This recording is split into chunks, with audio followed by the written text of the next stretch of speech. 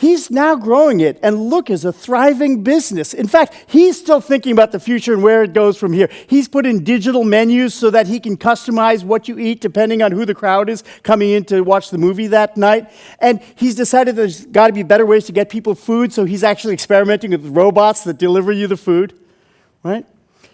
He's a fascinating human being. I love working with folks like Brian Schultz. It's not just because he genuinely cares about people. It's not just because he's an incredibly ethical person. But more than that, Brian is truly future-focused.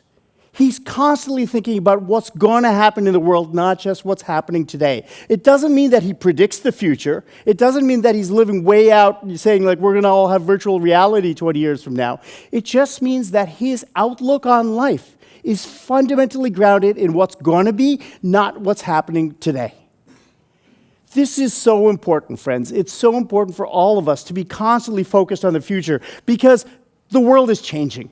You all know this. We're seeing this every single day. I don't have to show you a bunch of headlines, but I will. I mean, take a look at this. There's all sorts of things that are happening out there. The number of wildfires that we're seeing, the number of hurricanes that we're seeing, the kind of new companies that are coming online, the kind of new behaviors that we're seeing. There's all sorts of different titles and things that I could show you. If you're a food company and suddenly someone invented Ozempic, this is a huge problem. And if you're Ford or GM and somebody invented Tesla, this is a huge problem. I love this headline right up top. Esports gamers get the same visa as other athletes. Think about that. If you play video games, do you guys consider that a sport? Well, here's the thing. It doesn't matter what you think because the State Department says that you qualify as an athlete. Yeah, the world is changing. Right? And so why is that important? The reason that matters is because companies that don't respond to that change, companies that aren't future-focused, get fracked. Now, this word fracking, you all may be familiar with this. This is the concept of hydraulic fracturing. We have invented a new way to find oil underground, right, where you can break shale rock and you can bring with chemicals, you can pull that oil out of the ground.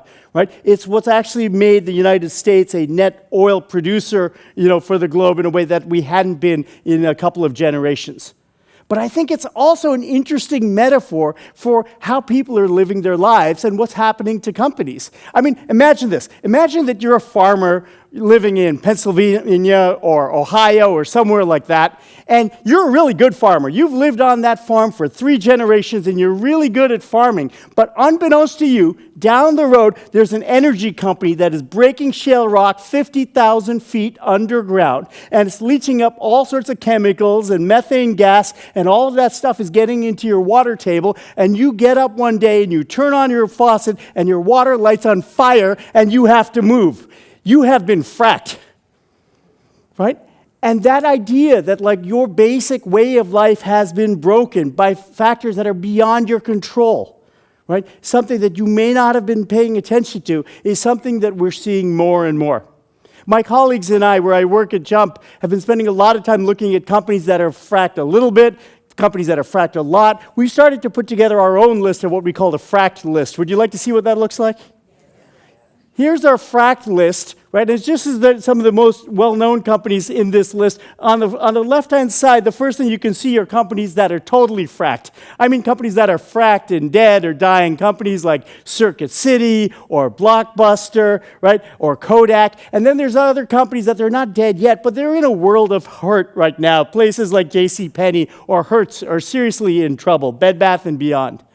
And then the next column, these are companies that are actually getting fracked today, where forces beyond their control are just disrupting their business model. These are places like Citibank and Coca-Cola and Dell and General Electric, right? The cereal companies are on that list too, because we're just not eating cereal like we used to. Cereal consumption in the United States is declining 4% a year. To give you some sense of scale, cigarette consumption is only declining 3% a year. So these companies are totally getting fracked.